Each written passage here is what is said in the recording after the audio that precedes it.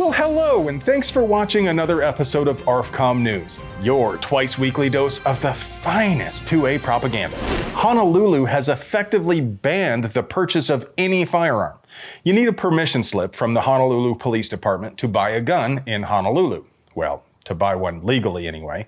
The problem is, to get the permit, you have to take a class, except you can't take a class because the police department has refused to certify any trainers. Now, obviously, it is a gross violation of Hawaiians' constitutional rights to require a permit to purchase a gun in the first place. Can you imagine if you had to get permission from the local PD to post a tweet or buy a computer? But these guys waited half a year after the bill was passed and still haven't bothered to do their job and certify one single instructor.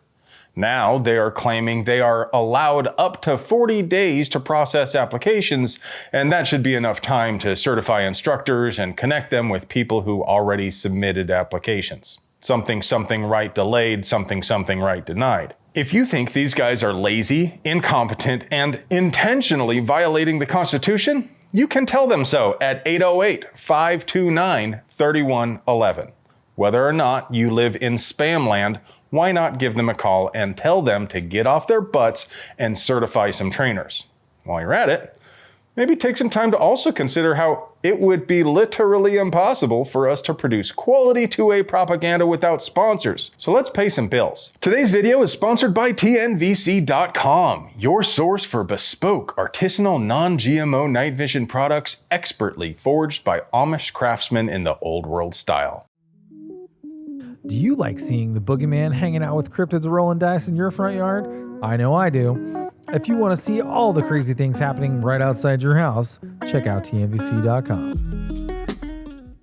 And by Primary Weapon Systems. PWS is now offering their advanced BDE suppressors in 4 caliber options: 7.62, 9mm, 22, and 5.56.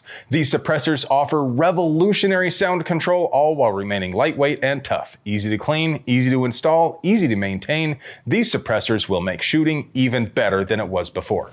Jeremy Wilburn was convicted of a domestic violence misdemeanor a decade and a half ago. He was not sentenced to any jail time and later got the conviction expunged from his record. But nevertheless, that didn't stop the ATF Nobody expects the Spanish Inquisition from coming by his house and stealing all of his guns.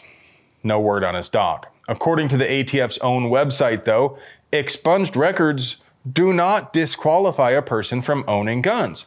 Mr. Wilburn filed a lawsuit against F-Troop to get his guns back, and I'll keep you updated on how that goes. I wasn't able to find a legal fund for Jeremy, so if any of you know of a way we can help him, please comment and I will pin your post down below. When a teenager tried to break into her 8-year-old daughter's bedroom window, this Texan mom shot him dead where he stood. This is the way. This is the way. This is the way.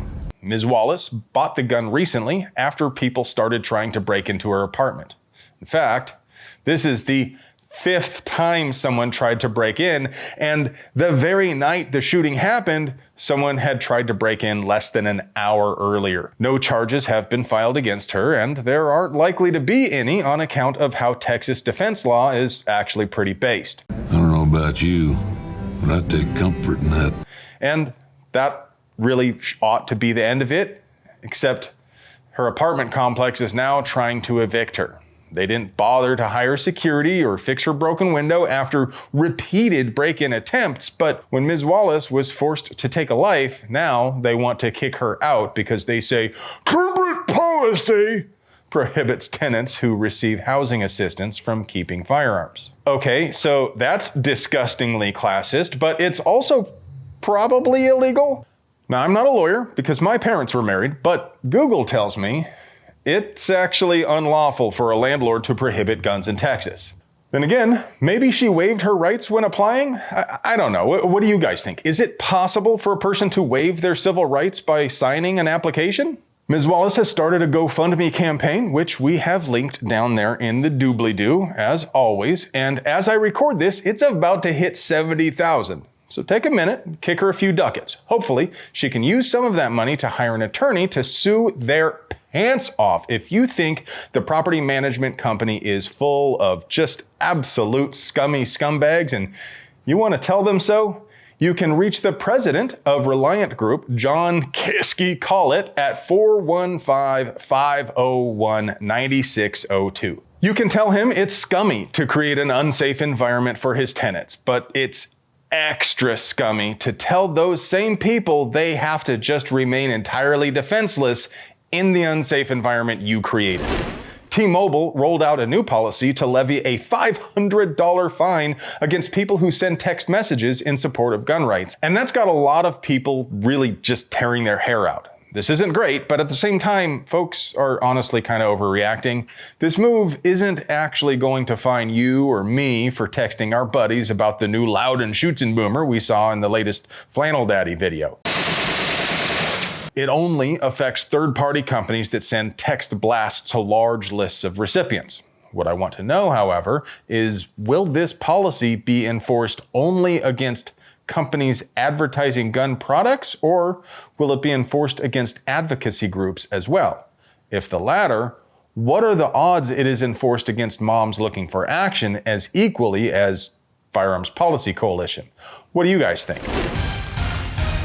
Gundustry News. Taurus just dropped a new hammer-fired polymer frame pistol chambered in best millimeter.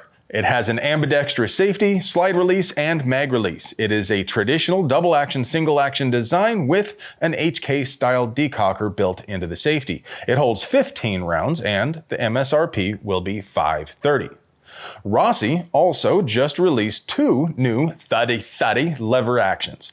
The black Cerakote one has a 16-inch threaded barrel, and the stainless laminate stocked version has a 20-inch barrel. Both versions hold 5 rounds, have a paracord wrapped medium loop lever, and they have a peep sight at the rear of a Picatinny rail on top of the receiver. MSRP is $1270 for the black Cerakote version and $1200 for the stainless version. And now, for your moment of zen.